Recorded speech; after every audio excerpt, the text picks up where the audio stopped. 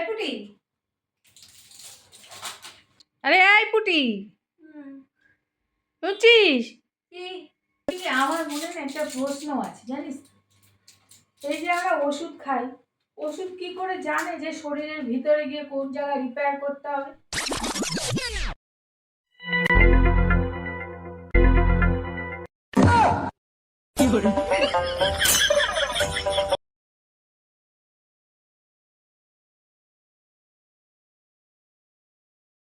চলো না, আমাকে একটু শপিং এ নিয়ে চলো না।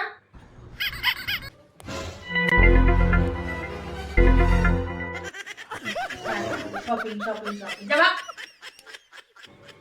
নিয়ে চলো, না হলে কিন্তু আমি হাত কাটবো। গিয়ে তুই একটা কাজ কর, হাত কাট।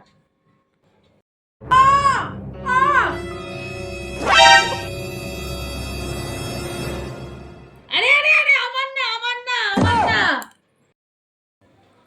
এই পুটি, শুনেছিস আজকে ভূমিকম্প হয়েছে? কিছু টের পেয়েছিস? জীবনে আমি এত ধাক্কা খেয়েছি যে কোনো কম্পনই আমার অনুভূত হয় না। ভূমিকম্প তো কোন ছাড়।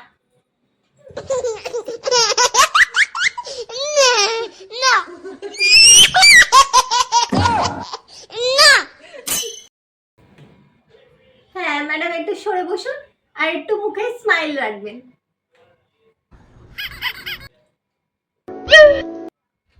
এই শোনো না, বলছি কি আমার গলায় না একটা সাতনলি হার এঁকে দেবে, হ্যাঁ? মানে একেবারে যেন পুরো প্রমিনেন্ট মনে হয়, যেন একদম আমি সোনার হার পরে আছি। সাতনলি হার আঁকবে, হ্যাঁ? ভালো করে নাও না, করো।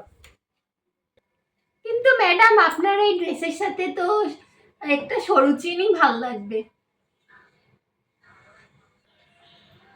সাতনলি আঁকতে হবে? এই না না না, সরু চেন না, সরু চেন না, সাতনলি আঁকো, বেশ বড় সড়ো হার। আরে তুমি বুঝলে না, আমার 3টে ছেলের বউ আছে, তাদের কাছে যত্ন পেতে হলে আমার এই ফটোটা কাজে আসবে, বুঝলে না?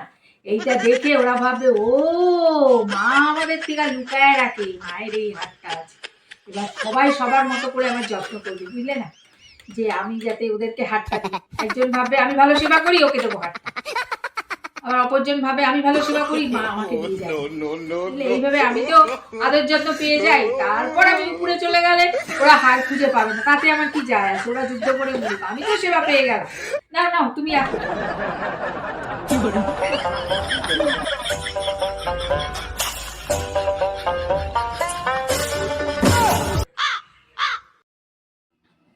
বন্ধুরা, আজকে তোমাদের একটা গল্প শোনাই। 10 জন ডাক্তার, 5 জন ইঞ্জিনিয়ার, একজন শিক্ষক একটা হেলিকপ্টারের দড়িতে ঝুলছিল। পাইলট বলল ওয়েট বেশি হয়ে গেছে, ওয়েট কমাতে হবে। শিক্ষক বলল এই কাজ আমি করে দেব, কারণ আমি একজন শিক্ষক, বাকিরা তালি বাজাও। অটোমেটিকলি ওয়েট কম হয়ে গেল। তাহলে মোরাল অফ দ্য স্টোরি কি বোঝা গেল? যে ইঞ্জিনিয়ার হও কি ডাক্তার, গুরু আখের গুরুই হতে হয়।